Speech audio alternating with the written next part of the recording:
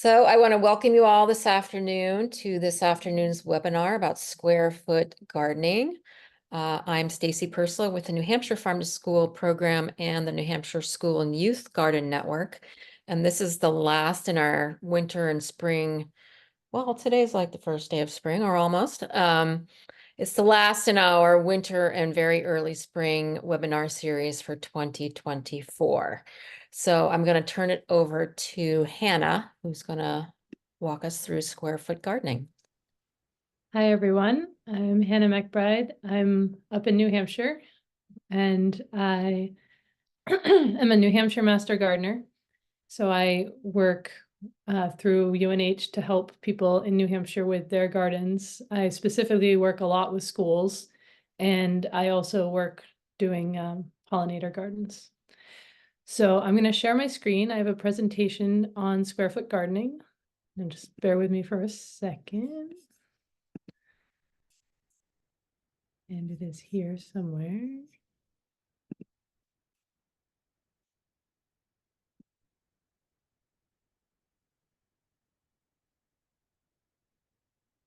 All right, we good? Everyone see what I'm seeing? All right, so square foot gardening in the schoolyard. Just for copyright reasons, every picture is my own unless I labeled it otherwise. So why do we garden? And especially with kids, why do we want kids outside in the garden?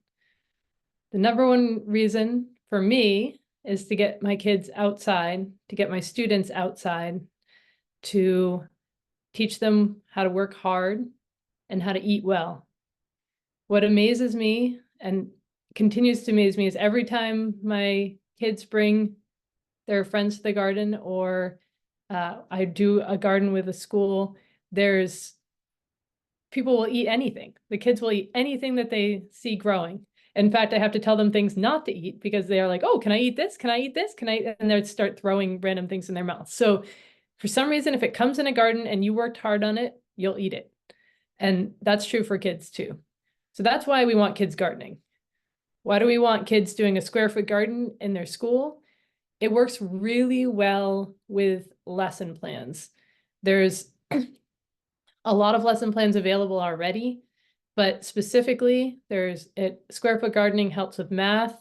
You can see my daughter's measuring out for the square feet there. It works well with science. There's a lot of great science curriculum involving garden, and also with nutrition. So this is why we garden. This is why we're here. I don't think I needed to convince anyone of that, but there you go. So what's square foot gardening? If you look up at my picture, I'm holding two books up here. These are not my ideas. I am totally just showing you things that somebody else came up with. Developed by Mel Bartholomew. He wrote two books, Square Foot Gardening and Square Foot Gardening with Kids. I recommend getting them from your local library. They're helpful, awesome. He also has a website that you can go to. I have it at the end. So square foot gardening is different from your typical row crop gardening. It's not what you picture when you picture a Victory garden, or obviously from, big crop farmers. It's small raised beds. It's intensively planted, and it uses a square foot grid system for planting instead of planting, you usually see on a seed packet, you'll plant 1 inch apart from each other with a 12-inch space between the rows. Square foot gardening does not follow those guidelines. It has its own guidelines, which you can find in the books or online very easily. It works really well for kids, partially because it's organized, it's clear. It works really well for people who have never gardened before, which is true of a lot of the teachers that I've worked with. They're sort of like, I really want to do gardening, but I have no idea what I'm doing. And square foot gardening is very simple, straightforward, and it saves space, money, water, and work, which I'm going to explain in a minute. So the picture on the right here shows some of the planting schedules. So you'll see that, for example, you'll plant in 1 square foot, you'll plant 9 beets, you'll plant 1 chive plant, you'll plant 1 tomato plant. It takes a lot of the guesswork out of where to put things, and you get a lot more yield with a small space. So how is it different? For those of you, I know at the beginning, some people said you've been gardening for a long time and this is a different method for you. So square foot gardening is different because you're only planting in the beds. You're not going to be walking ever in your beds. Your beds you keep pristine and filled with good soil, and you have big wide rows in order to get your class in there, to have lots of space for observation and for working, especially if you're working with smaller kids. They have a hard time unless they're distinct, like, here's a bed, don't step in it. And honestly, that's true of teenagers too. They have bigger feet, so it's worse when they step in it. So it's better because you're using a specific soil mix, which I'll show later. And because of that, you're not planting directly in the ground, so there's less weeding. You're still going to get some weed seeds, but it's not the same as planting directly in the ground. The raised beds versus rows is another way of saying basically you're not going to be you're not going to have a narrow wheelbarrow going through between rows or anything. It's a different way of setting up your garden. And in the same way, you only are watering your plants. You're never going to have, for example, a sprinkler set in your garden. You're always going to be watering directly onto your plants. We use a special soil. And once this is set up, it should be very easy after that. A lot of people get intimidated by the setup of a garden. They do it, they get really excited, they work on it, and then the next year it's all weeds and it's really hard to deal with. If anyone's dealt with, I've definitely come to many schools who've been like, this was our garden. So the purpose of the square foot garden is to try to make it easier. You're working only in these beds. And so you can cover them over for the winter. You don't have to worry about it. Cover them over when you're not using them. Why is it good for teachers specifically? It's easy to start. There's a lot of resources on it. It's very straightforward. It's user-friendly. It's very organized. And that's one of the reasons why it works well with math and science lessons. And it's a good use of time and space. Not everyone has a huge field at their school that they're working with. Some people have to do a very small garden. And if you're in that situation, there's lots of wiggle room to just get a square foot garden in wherever you can. So we're going to work on how to get started on a square foot garden. But before that, does anyone have any general questions about what square foot gardening is? Anything you've heard that didn't sound like what I said? And just to look at these pictures, this is my garden at home. I garden in a community garden. These are square foot beds in that they're 4 feet and they're by 20 feet. Now, if you're working in a smaller space, you can do 3 feet by 3 feet. They don't have to be this big. This is somebody who gardens near me in the square foot garden, clearly like gorgeous, beautiful, well-organized garden. So I just like to show that picture and pretend it's mine sometimes, but it's not. All right, how do we get started?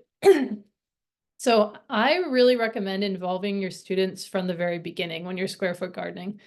They'll have a lot more ownership if you have that, like walk outside with them, and unless you already have a site where if your school has said you have to have your garden here, but otherwise walk around, see where there's the most sunshine, see where there's a good drainage, things like that, so that they'll feel like they're involved. The next step would be building the raised beds. Now, again, you can buy pre-made raised beds, and if you had the money for it and that gets you going, go for it. Students could also help build the raised beds, or if there are people in your community. And then mixing the soil, kids love to get dirty. So mixing the soil, and teenagers also love to get dirty. It takes a little bit longer, but they do. And then mapping out the garden is obviously the most fun part. That's deciding what you're going to plant and where you're going to plant it. And that actually is kind of like Tetris, where does the tall thing go? Where does the short thing go? This thing needs shade. So working with them, it's almost like a logic puzzle, trying to figure out where things should go in your garden. And that can be pretty fun also. So when you're thinking about your garden, thinking about space, how much space do you need? How much space do you have? Think about sunlight and think about water.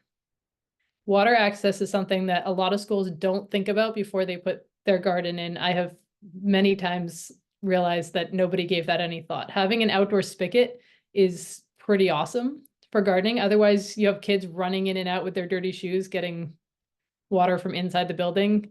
I've seen that many times. So an outdoor spigot's awesome.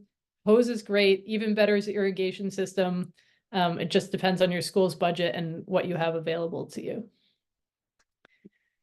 So when you're building your raised beds, I'm not going to get too much into how to prepare the ground because I want to make sure that I have enough time, but there are two different methods on here and you can go back, you can take note of them now or go back and look. There's the lasagna method or the black plastic method. Master gardeners prefer the lasagna method, but I'm putting them both out there for you. So usually if you're working with really small kids, your bed dimensions, they've measured kids' arms and realized that 3 feet is about how far if they're going to reach the middle, 3 feet is a good amount. If you're working with older kids, teenagers, adults, 4x4 is great. And when I say 4x4, I mean it needs to be 4 feet wide. It can be any length. Then choosing your material. So you can see a couple of different materials on the top here. You can use wood, cinder blocks. If you have somebody who's going to mortar some stone for you, that's great. Or steel. They make some really nice steel ones. What I've found is that most people go for wood, but cinder blocks is also a relatively inexpensive method. And then you'll fill it with Mel's mix, which I'll get to later. That's a specific way of mixing soil so that it works well with raised beds. So the garden on the left here is a raised bed that I made with my daughters, and it is as cheap as physically possible because I pointed to some fallen down trees in the woods and asked my husband to drag them over, and we turned them into a raised bed. So if you really are working with a $0 budget, you can still make a garden. That's why I put this on here to show. But also, so in square foot gardening with kids, it recommends using the grid on the top. You can see there's 1-inch slats up there. That makes it really clear where the square feet are. Again, if you're trying to save money, I do mine with string. You just put some nails on the side or staples and map it out with string. And you might think that you have an idea of how big a square foot is and you don't really need to map it out. But when you're working with kids specifically, I find that having the grid is really helpful, partially because everybody tends to overplant. It's just like human nature that we're like, oh, they're so tiny. There's no way that that's going to get that big, but they do. And I am just as guilty of that as everyone else. So the grid is helpful for just making sure that everything stays in its place and you don't overplant. You can also see in the background of my garden here that there's a very, what's the right word? There's a trellis back there. It is 2 sticks that I have put in the ground and there's string tied among them. You can do all sorts of trellises, but you're going to need a trellis if you're growing anything that's taller than probably a pepper or a bush bean. So if you're doing a tomato, you're going to need a trellis. If you're doing peas, you're going to need a trellis. If you're doing squash or pumpkins, unless you want them to take over, a good half of your yard, you're going to need a trellis. So here are some trellises.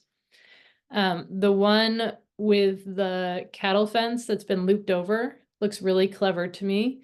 I have not done that, but you could grow pumpkins or squash over that. Or cucumbers wouldn't grow the whole height, but they'd grow over that pretty nicely. And it would be a pretty fun for your students to walk through it.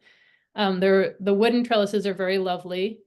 They probably cost a fair amount of money. My trellis, which is the big picture on the right, is I just string fence between metal stakes and it works great. So you decide where you want to put your trellis and how you want to, how pretty you want it to look, basically. So I usually put my trellis right down the middle of my square foot gardens. I find that gives me more growing space, but you can do it on the sides or above or connecting them. There's all sorts of different ways to do it. Every time I give a talk on gardening, I like to give a note on paths. I personally struggle quite a bit with paths. Time spent on a path is never wasted. This is my garden path there, as you can plainly see, easy to walk through. So you want to give your paths some thought. How are you going to make your paths? How wide are they going to be? If you're going to have kids pushing a wheelbarrow, make sure there's room for a kid to push a wheelbarrow. You might, like, I can very carefully navigate a wheelbarrow through this, but like somebody under the age of 20 probably isn't going to.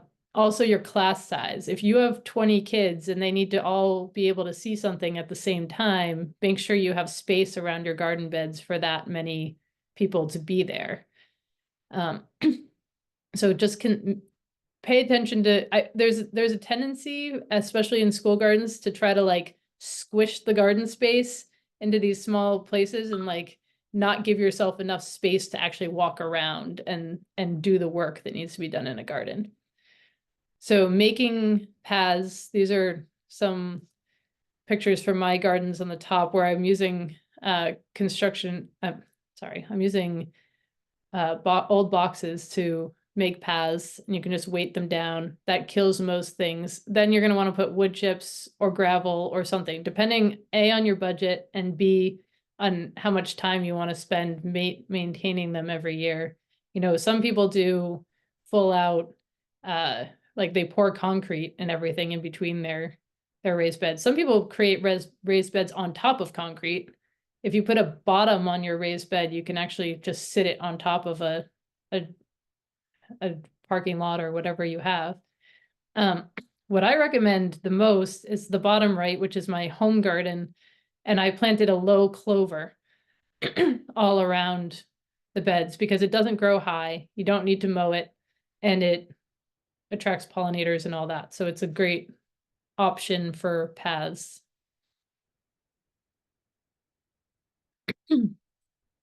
So mixing the soil. It can seem like a waste of money right now. You're thinking like, okay, I have this much budget. I don't want to spend it on soil. We've already got dirt out there in the yard. With kids, if you want to give them a positive experience, the best thing you can do is set them up for success. And one of the things that I have found personally and at sites is that, at least in New Hampshire, I can't speak for other places, but at least in New Hampshire, our soil is not great. There's a lot of rocks in there. So if you're planting carrots, they never come out right. If you're planting things like peppers that need a lot of nutrients from the soil, you're not getting them. One of the reasons why raised beds gardening is successful and also gives kids the feeling of like pride in their gardens is because it starts with new soil. This is the mix that Square Foot Gardening recommends because it's pH neutral, it's crumbly, like it's easy to work with, but it still holds moisture. They say a third, whatever your volume is, and they actually have a volume calculator on their website, which is helpful.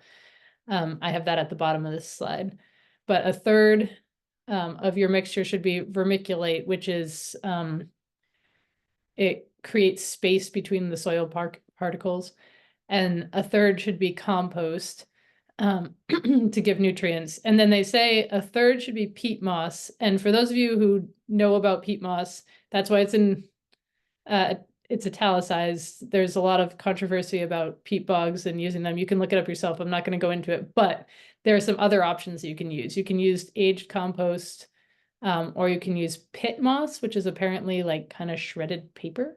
I've never actually used it, but I personally use some vermiculite and compost, and I don't use the peat moss, but you do you. All right. So after you've gotten your garden all set up, it's time to think about what you're going to plant. And if you want to think about these questions. What plants will work with the school timetable? If you're working with students, and I can't speak to, this is where like what zone you're in is going to matter, but up here in New Hampshire anyway, the growing season doesn't really fall much in with the school year. So if you want to get some quick harvests in in the spring, you're gonna be pretty limited as to what you're going to do. So you want to make sure that if you're doing a garden that's going to have things like tomatoes and peppers in it, that you have somebody there over the summer who will be able to help care for your plants. And I absolutely recommend contacting your local extension office, because I know that there are a lot of master gardeners who are happy to help with school gardens and are available over the summer. So working with master gardeners are volunteers that have said that they will help the community. So if you're looking for some help with, once a week watering or something, and talking to master gardeners about their availability is a great idea. Also talking to your students. There are a lot of students who are very willing to come in and water over the summer. They feel a lot of pride and ownership, but being prepared beforehand. Do I have somebody to watch this garden over the summer? And then how many square feet do you have? So you can have it set up to, you can have it like each student can have a square foot. You can have it set up that the students vote as to what they do. You can tell them what whatever you want to do, but how many square feet do you have and how are you allocating that? So here are a few ideas for a school garden. We have one thing that I have found is very successful are herbs. Kids really like that you can just nibble off pieces of herbs. Basil, cilantro, parsley, and dill are all annuals that you can plant in. I would transplant a couple of them, but the dill and the cilantro, you could just direct seed those. Oregano and chives are perennials also. You can buy starts or you can plant them yourself, but they're going to take a while to get big. You can do greens. Greens are fast. So you can do greens like lettuce, kale, spinach, mesclun, and they're all cool weather seasons. So that's a good, a good win for your kids right away. Snap peas are really popular among kids. I know we never once in my entire time gardening has ever gotten a snap pea into my house because they all get consumed directly off the vine. The spring is the magic time for kids. Watching the seeds pop out of the soil is really like, that's when you get the joy as a teacher of doing the garden. So in the summer, there are some plants that really are only in New Hampshire going to be exciting or possible for students to work with in the summer, like cucumbers, eggplants, potatoes. You plant them in the summer, you harvest them in the summer. They're not great for unless you're doing a summer school program.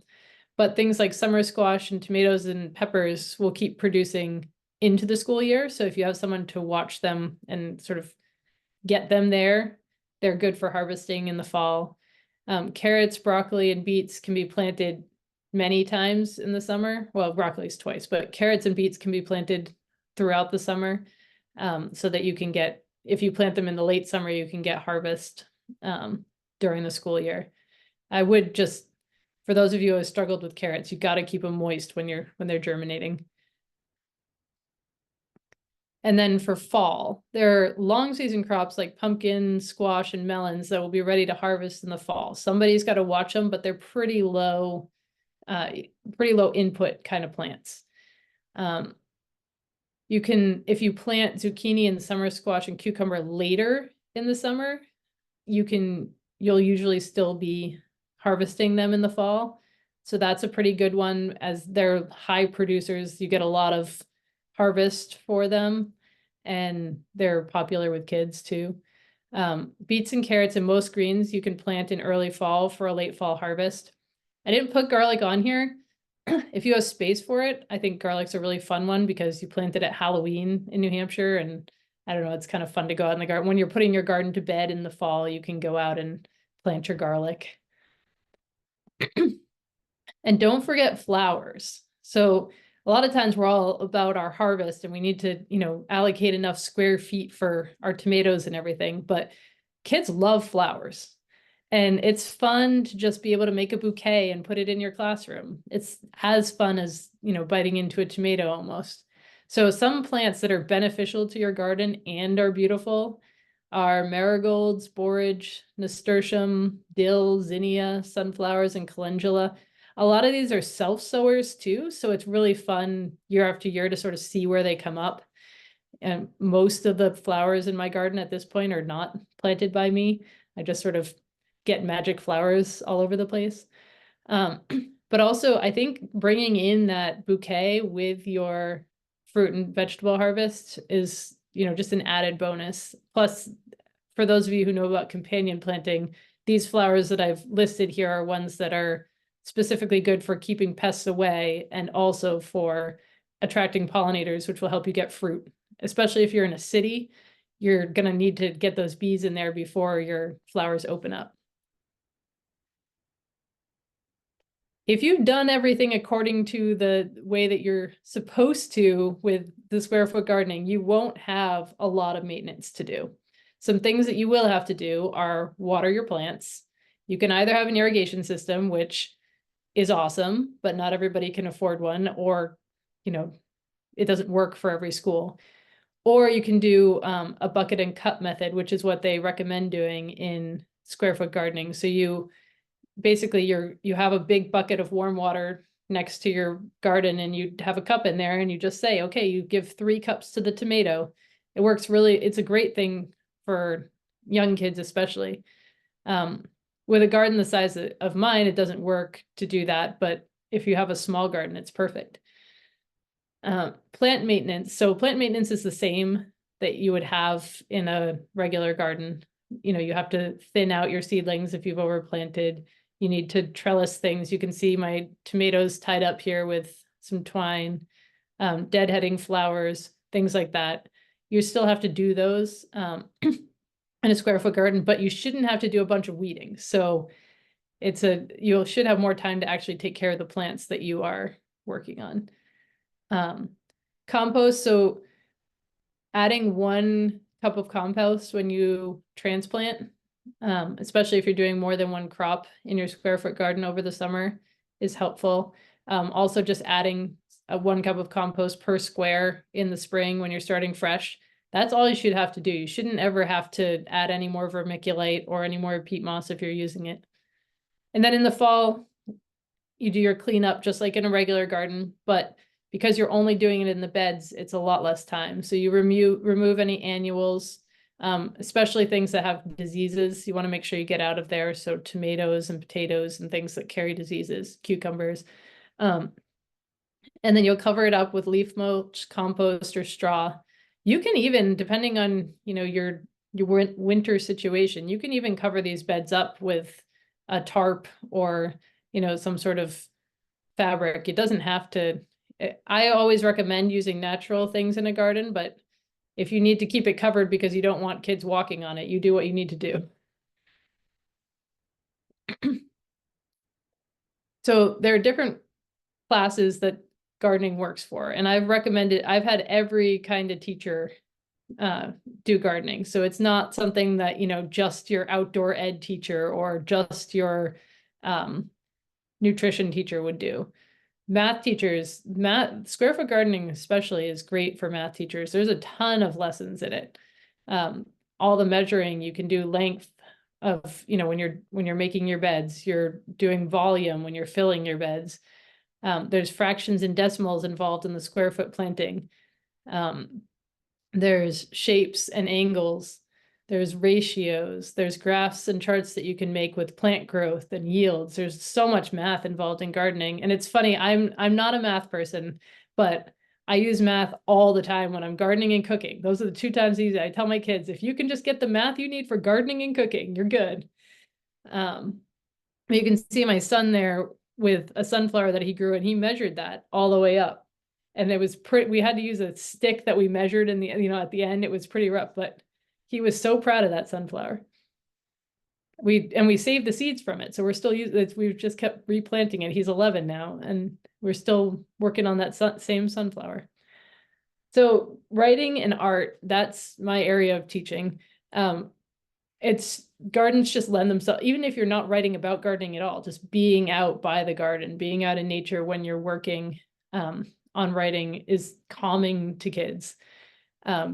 Hearing the birds and the bees and just being out there is really helpful. But I specifically would recommend having a sketchbook that's for the garden, having them come out and observe the insects and the plants and how they're growing and how they work together. If you have kids who aren't artistic, give them access to a camera. They can make a slideshow of the garden. They can do, I mean, I sometimes will just give my kids the phone and they'll take hundreds of pictures of all the flowers that are opening and just be, you can be engaged in all different ways, artistically and creatively. There's also obviously lots of science in the garden. So there's sort of botany, like, you know, learning about plants. That's a pretty obvious one. And there's agriculture. How is our food getting to us? I think a lot of kids, I'm sure you've heard the studies about how kids don't know where their food came from, and they're alienated from the food source. And this is a really obvious way to show them where their food comes from. And to show them, I know that a lot of like when I'm making lunch for my kids to send to school, like they're getting ugly carrots, right? But they grew them themselves. And so it's just different, like versus the perfect carrots that you're going to get at the grocery store. Like there's a story, there's pride in that. And I think that your kids are more likely to feel that desire to be involved. And when you see what kids are bringing in for snacks and lunches, like, you know, maybe they'll eat a snap pea instead, which it certainly would be helpful. There's soil science. So that's something that a lot of gardeners specifically don't know about, like how our plants interact with the soil, what plants need from soil, how to grow soil, how to improve your soil.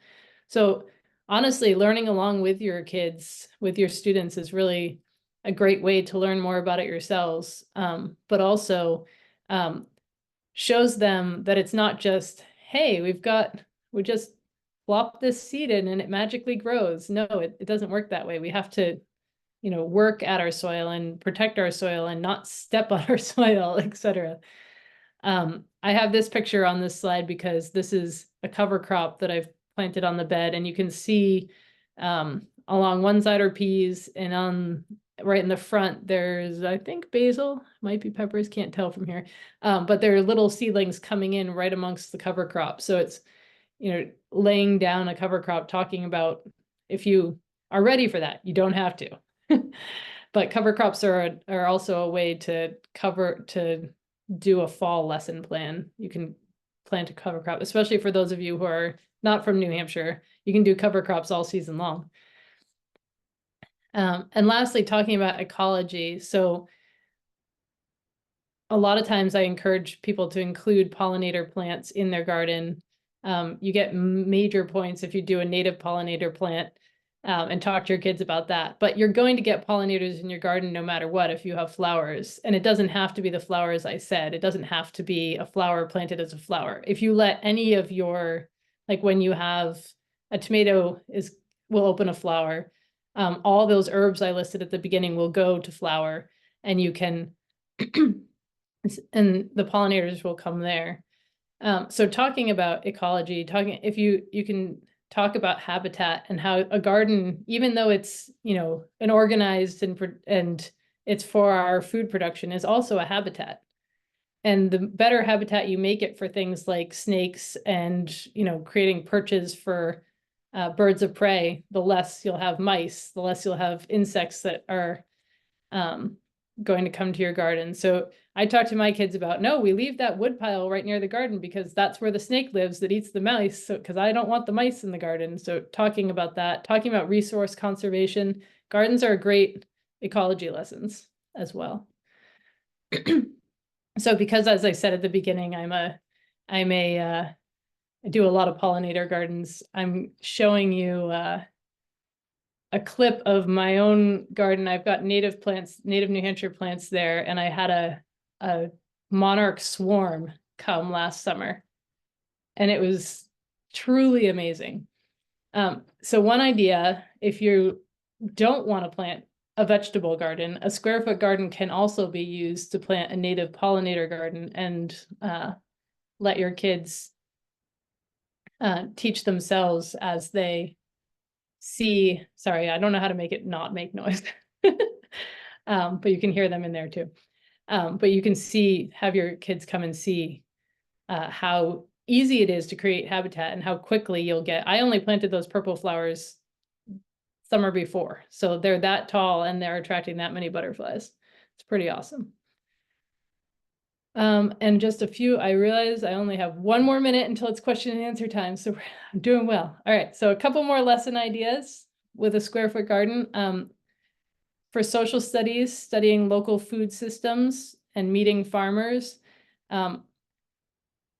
Spring is a really busy time for farmers, so if you want to meet a farmer, I recommend having them come in the winter and talk about things, or visiting a farm, but not taking up too much of their time, because they've got a lot going on. But meeting a farmer is a really good way for kids to see that their food comes from a person who lives in their community. Learning about the traditional ways of planting food and growing food in your area. Probably a lot of you have learned about the Three Sisters planting, where you do corn, squash, and beans. You can do that in your garden. And you do or do not have to put a fish in with it. I think that's the traditional way to do it. But you can also, if you have a multicultural classroom, you can have students talk about the foods that are grown in the lands that their families are from. You can talk about different food cultures around the world, and you can even grow some of the herbs and fruits and vegetables that are from different places if that's available to you climate-wise. For nutrition, it's a pretty obvious lesson, but learning how vegetables and fruit are a major part of a healthy diet. I do a lot with younger kids about talking about how the sunshine, how it works its way up the food system, and how eating the sunshine directly from the plants is the closest you can get to eating sunlight directly. They seem to like that. But as kids get older, you can talk about the sustainability of certain foods and how growing a food locally yourself and eating it is one of the most sustainable ways to eat. And then engineering. There are a lot of things that happen in the garden. Hopefully, if you're doing a square foot garden, you'll have less of them. But I mean, plants fall over. Plants get bigger than you wanted them to. So have your kids design some solutions to gardening challenges. It gets them involved and it teaches them skills that are useful everywhere. So here are some resources for you. And this will be available online also, so you don't have to scribble them all down. But we've got Square Foot Gardening with Kids, I showed you earlier, and All New Square Foot Gardening is the adult version of that book. Then squarefootgardening.org is where you can get a lot of the resources that you would find in the books, as well as more extended lesson plans. I'm always recommending using your extension. And for those of you who aren't in New Hampshire, most universities have an extension, but you can also go to a state next door if yours doesn't. But the extension office has tons of resources for gardening, for working with kids. And there's also the info line support, where you can call and you'll get answers about all your gardening questions from a master gardener who's just waiting for you to call. So I absolutely recommend doing that if you're struggling. Also, for those of you who are from low income schools, there's a lot of great grants out there. One that I specifically have researched a fair amount is biggreen.org, but there's tons of lesson plans on there for gardening in the classroom. But there's an abundance of resources about school gardening, and I recommend, even if you don't go for a full garden this year, or you're not ready to have a full garden for your whole school or whatever, just dip your toe in, get a few plants and put them in pots in a sunny area by your school or in your windowsill in your classroom, because it quickly snowballs and you quickly will do more gardening. You got to dip your toe in. So if you have any questions that you want to ask me specifically, here's my email address. And these are my gardeners working in the garden. So I did pretty well. All right. So if anyone has questions, please, you can unmute yourselves or raise your hand. I don't know how you want to do it. Yeah, anybody can just unmute yourself and ask a question.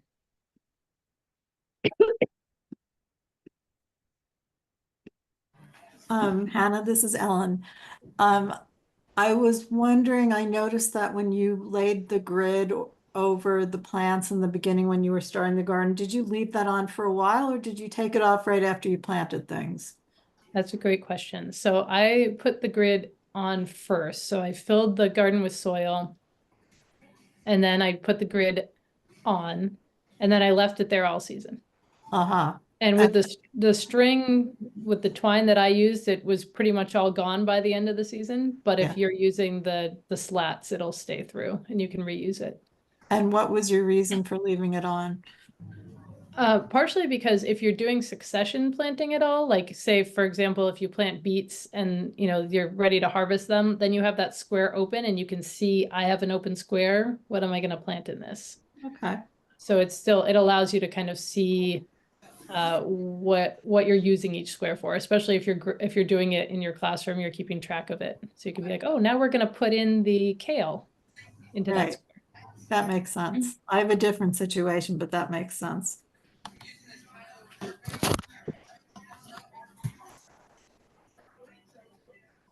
Other questions? Jeff. What would we recommend the ideal group size would be with a group of 7 to 10-year-olds to work around raised beds at the same time? If you had, I mean, in some ways it depends on the size of your raised bed. If you had a 4x4, I wouldn't have more than 4 to 6 kids working at that time. You can have some kids doing a garden task that's not directly at the garden. So you could break them into groups and sort of rotate among different tasks. Somebody could be planting seeds in seed trays or, bringing compost over or something so that you don't have everybody sort of hovering at the same time. Right.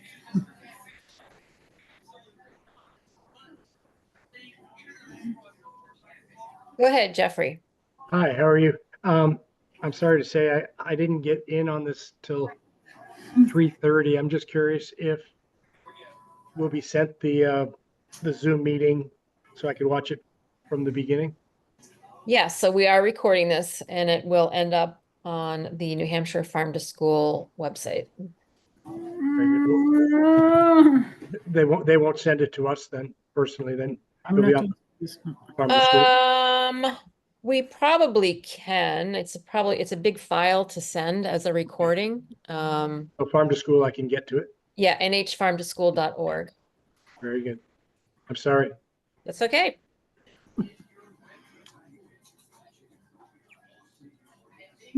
Yes. If it's me again, but I would like you to elaborate a little bit on the peat moss because I do have a problem with peat moss, and one of the reasons why send education out, to the children, and it's especially about being mindful of what resources we use, and there is a big issue with peat moss. Yes. So for everybody.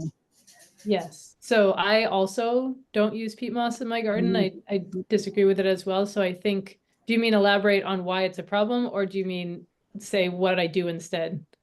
Both. Yeah. The reason it's a problem is because it's a non-renewable resource in like a human time frame. It's not something that you can rejuvenate. It's not like you cut down a tree, you plant another tree. It's, peat moss took hundreds of thousands of years to create, so you can't recreate it quickly. And as they get harvested and mined, the habitat that is left there is less rich and also less carbon sequestration involved. So it's basically, it's kind of like a no-win situation for taking it out. I've heard that the harvesting in Canada has a quicker regeneration. I haven't done much research into that.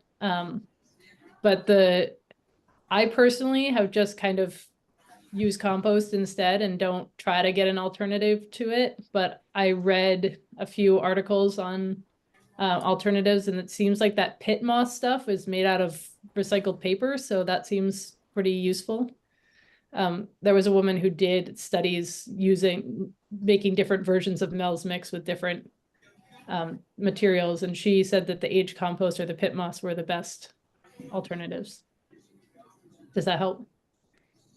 Yeah, I didn't know about the recycled paper, and it makes the I wonder about the interest. And in a school, you know, where there's so much paper waste, the quality of the paper or even the chemicals in the paper might be a problem if you start mixing paper. I'm just curious about that. That's interesting. Yeah, I don't know. This is like from a company, you would buy a bag of it. So they probably have some system for how they choose the paper. I don't know. Yeah. Can I just say, that if you have, if you want to take care of some of your paper waste, start, the bins with the worms and do vermiculture. You can always feed, we have the free fruit program in our school, and the kids, you know, of course, there's a lot of waste with the free fruit. So you can feed the worms the free fruit and also have the kids shred up paper, which is so good for the younger kids with the, you know, using their fingers and stuff and shredding paper. And use some of that paper, using it in two ways. One, have the kids shred it up, and one to feed the worms. And then you create your own compost for your garden. That's great. Yeah.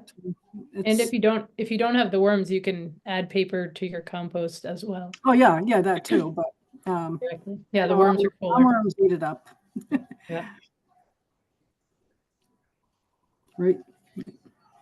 All Yeah, right. I Well, definitely sorry, go ahead. go ahead, Hannah. Get the I was last just going to word say, in. I definitely do recommend including composting in your gardening program when you're working with kids, because it's definitely an integral part, and it works on the ecology and helps them to develop good habits for home. And they love worms too. Yeah, worms are awesome. All right. Well, thank you so much, Hannah. It was very informative information that you provided, and thank you all for joining us this afternoon. And as I said, this has been recorded, and you will find the recording along with all the other webinars that we presented this winter on the nhfarmtoschool.org website. All right. Thank you. Thank you. Thank you very much. It was great. Thank you. Thank you. Take care.